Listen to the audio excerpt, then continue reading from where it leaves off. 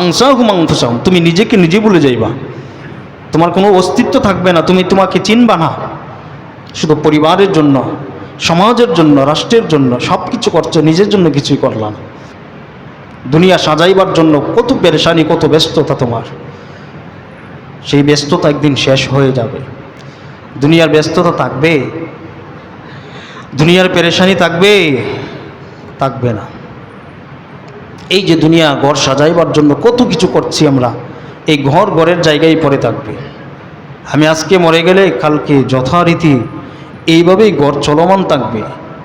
আমি যদি দুনিয়া থেকে চলে যাই, আজকে চলে যাই, এই মসজিদের মেম্বার খালি থাকবে? খালি থাকবে না, চলতে থাকবে, চলমান থাকবে। আমার ঘর, আমার পরিবার চলমান থাকবে। দুনিয়ার বাস্তবতা, দুনিয়া চলতে থাকবে, কিন্তু আমি চলে যাওয়ার কারণে দুনিয়ার কোনো ক্ষতি হবে না। দুনিয়ার ক্ষতি হবে? দুনিয়ার কোনো ক্ষতি হবে না।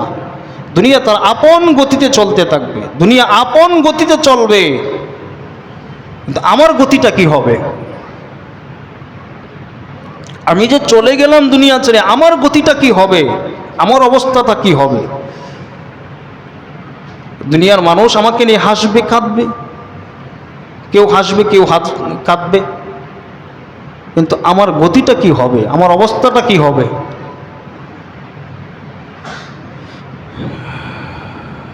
এজন্য প্রিয় মুসল্লি ভাইয়েরা, আল্লাহ রাব্বুল আলামিন আমাদেরকে বারবার এই কথাটাই বলছে, হে পৃথিবীর মানুষ, আমি তোমাকে বানাইলাম, আমি তোমার সৃষ্টিকর্তা, আমি চাই তুমি আমাকে ডাকো, আমার গোলামি করো, আমার দাসত্ব করো। আমি রবের গোলামি দাসত্বের মাধ্যমে তোমার হায়াতের জিন্দেগি কাটাও। কিন্তু আমরা আমাদের চাওয়া অনুযায়ী না, তুমি চাচ্ছ, সমস্যা কি? আল্লাহ তুমি চাও আমাকে ডাকো, সমস্যা নাই, আমি তোমার ডাকে সাড়া দিব না, আমার এখনো সময় হয় নাই, আমার এখনো সময় হয় নাই তোমার কাছে তোমার কুদরতের পায়ে সেজদা দেওয়ার সময় হয় নাই, আমার যখন সময় হবে তখন আমি আসব।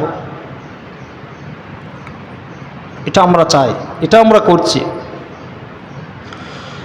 হ্যাঁ, আল্লাহ যখন ডাক দিবে তখন আর এই সুযোগ হবে না, এই সুযোগ থাকবে না। প্রিয় মুসল্লি ভাইরা, পায়ে হাত ধরে বলছি, আমরা আমাদের জীবনটা পরিবর্তনের জন্য দুনিয়া ছেড়ে দিই। সব কিছুর মূল হলো দুনিয়া। দুনিয়া আমাকে সব কিছুর মূল, দুনিয়া সব কিছু থেকে আমাকে বিরত রাখছে, আল্লাহকে ভুলিয়ে দিচ্ছে দুনিয়া। এই দুনিয়ার মায়া যতদিন পর্যন্ত আমার দিল থেকে, আমার এই দিমাগ থেকে সরাইতে না পারবো, ততদিন পর্যন্ত আমি একজন পরিপূর্ণ কামেল মুমিন হতে পারবো না, ইমানদার হতে পারবো না। দুনিয়া আমাকে একদিন এত মোহাব্বত আর এত ভালোবাসা দেখিয়ে দুনিয়া অর্জন করার পর দুনিয়া আমাকে একদিন চুরে মারবে, দুনিয়া আমাকে একদিন ঢিল মারবে, দুনিয়া আমাকে একদিন লাথি মারবে, দুনিয়া থেকে তাড়িয়ে দিবে। এই দুনিয়া দুনিয়া দুনিয়া করতে করতে আমরা আমাদের হায়াতের জিন্দেগি শেষ করছি। আল্লাহু আকবার। আল্লাহ তাআলা এই জন্য আমাকে আপনাকে বারবার ডাক দিয়ে বলতেছেন, আল্লাহ বারবার বলছেন, হে পৃথিবীর মানুষ, যা করছো, যা কিছু করছো, সব কিছুর হিসাব পরিপূর্ণভাবে আমি দিব।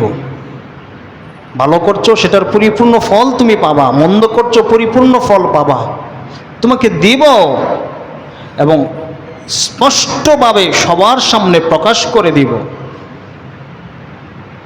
এখন গোপনে গুনাহ করছো, কেউ দেখে নাই, দুনিয়ার কেউ দেখে নাই তোমাকে, তোমার মা বাবা, সন্তান সন্ততি, স্ত্রী, পরিবারের কেউ দেখে নাই তোমাকে, সমাজের কেউ দেখে নাই, গোপনে গুনাহ করছো। আমি আল্লাহর চোখ তো আড়াল করতে পারবা না, আমি আল্লাহর চোখ ফাঁকি দেওয়ার সুযোগ নাই। আমি আল্লাহ তোমাকে স্পষ্টভাবেই দেখিয়ে দিব। দুনিয়াতে হয়তো কেউ দেখে নাই, কিন্তু আমি তোমাকে স্পষ্টভাবে কিয়ামতের ময়দানে, ময়দানে মাহশারে মানুষের সামনে স্পষ্ট করে দিব। তোমার মুখোশ আমি উন্মোচন করে দিব। তুমি কত বড় বুজুর্গ ছিলা, তুমি কত বড় আল্লাহওয়ালা ছিলা, সব মুখোশ উন্মোচন করে দিব। সেদিন কি হবে? লাঞ্ছিত অবস্থায় তুমি জাহান্নামে নিক্ষিপ্ত হবা। স্পষ্টভাবে আমি তোমার আমলনামা আমি দেখিয়ে দেব। লিওয়াফিয়াহুম উজুরাহুম ওয়া ইয়াজিদাহুম মিন ফাদলি। আর যারা দুনিয়াকে ছেড়ে দিয়ে পরকালের জন্য কিছু করবা, তোমাদের আমল নামায় আমি আমল তোমাদের বৃদ্ধি করতেই থাকবো। ময়দানে মাহশারের আগ পর্যন্ত, কিয়ামতের ময়দানের হিসাবের আগ পর্যন্ত তোমার আমল নামায় তোমার আমল বৃদ্ধি হতেই থাকবে, হতেই থাকবে, হতেই থাকবে। সুবহান। দুনিয়াকে ছেড়ে দিলে সবচেয়ে বড় লাভ হলো আমার আপনার আমল নামাটা পরকাল হিসাবের আগ পর্যন্ত, মিজানের পাল্লায় আমার আপনার আমল নামা ওঠানোর আগ পর্যন্ত আমল বর্ধিত করতে থাকবেন আল্লাহ তাআলা।